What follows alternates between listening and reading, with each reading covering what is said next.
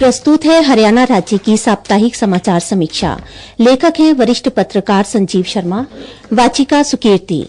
नमस्कार। केंद्र सरकार पास किए गए वक्फ कानून से देश में वक्फ संपत्ति के मालिकाना अधिकारों के संबंध में कई बदलाव आए हैं।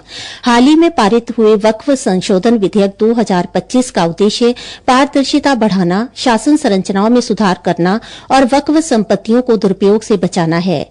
इन कानूनी सुधारों ने वक्फ संपत्तियों के प्रशासन की कार्यशैली में बदलाव किया है। नए वक्फ कानून को लेकर देश भर में जहां एक विशेष विचारधारा वाले लोगों द्वारा बहस छेड़ दी गई है, वहीं मुस्लिम समाज के बहुत से प्रतिनिधि इसे जायज ठहराकर केंद्र सरकार का आभार व्यक्त कर रहे हैं। मौजूदा वक्फ कानून में लगभग 40 बदलाव किए गए हैं। इसके तहत वक्फ बोर्डों को सभी संपत्ति दावों के लिए अनिवार्य सत्यापन से गुजरना होगा, जिससे पारदर्शिता सुनिश्चित होगी।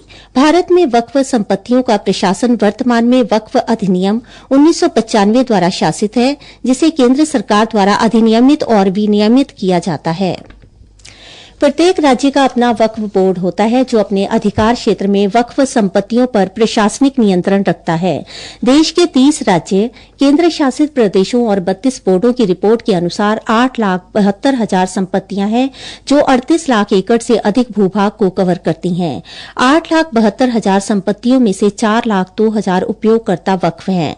साल 1954 में वक्फ बोर्ड का गठन किया गया था और इसके बाद 1983 में एक्ट में पहला संशोधन किया गया था।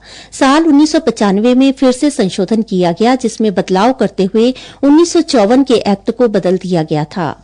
इसके बाद साल 2013 में भी एक्ट को अपडेट किया गया। 1 जुलाई 2014 से इसे लागू कर दिया गया।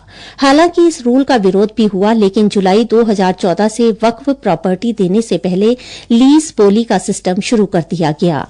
पंजाब वक्फ बोर्ड साल 1960 में बना था। उस समय पंजाब वक्फ बोर्ड के पास ही हरियाणा, हिमाचल प्रदेश और चंडीगढ़ का क्षेत्र आता था। बाद में इसे अलग करके हर राज्यों में अपना वक्फ बोर्ड बना दिया गया। साल 2003 में हरियाणा वक्फ बोर्ड अस्तित्व में आया, जबकि प्रबंधन की जिम्मेदारी केंद्र सरकार के पास आ गई थी। नया वक्फ कानून लागू होने से हरियाणा में वक्फ बोर्ड की संपत्तियां भी चर्चा का विषय बन गई हैं। हरियाणा वक्फ बोर्ड ने 20,896 एकड़ जमीन लीज पर दे रखी है और करीब 23,000 किराएदारों से किराया मिल रहा है। इसके बावजूद हरियाणा वक्फ बोर्ड की आय और खर्च की बात करें तो आमदनी अठन्नी और खर्चा रुपया वाला है। करीब 17,000 करोड़ रुपए सालाना आय है, लेकिन खर्च इससे अधिक होता है। आलम यह भी रहा है कि कर्मचारियों को वेतन देने के लिए भी फंड नहीं था और अन्य खर्च भी होने थे। ऐसे में करीब 5 करोड़ रुपए का लोन तक लेना पड़ा। करीब 1,000 केस कोर्ट में विचाराधीन हैं, जिनमें अलग अलग तरह के मामले हैं। कुछ मामलों में तो जमीन छुड़वाने तक के आदेश जारी हो चुके हैं, लेकिन इन आदेशों पर 100% अमल नहीं हो पाया। हरियाणा वक्फ बोर्ड द्वारा अपनी 12,560 वक्फ संपत्तियों का डिजिटाइजेशन किया जा रहा है। हालांकि यह कार्य 100% नहीं हो पाया है। अब नया पोर्टल लागू किया जा सकता है, जिस पर फिर से इस डाटा को शिफ्ट किया जाएगा। हरियाणा वक्फ बोर्ड ने GIS मैपिंग के द्वारा 8,202 वक्फ संपत्तियों की मैपिंग कर ली थी, जबकि जियो टैगिंग भी की गई थी। इसी तरह इन संपत्तियों के करीब 8,000 फोटो भी वामसी ऑनलाइन सिस्टम पर अपलोड किए गए थे। 23,000 किराएदार ऐसे भी हैं जिनका 100% किराया नहीं आ रहा है।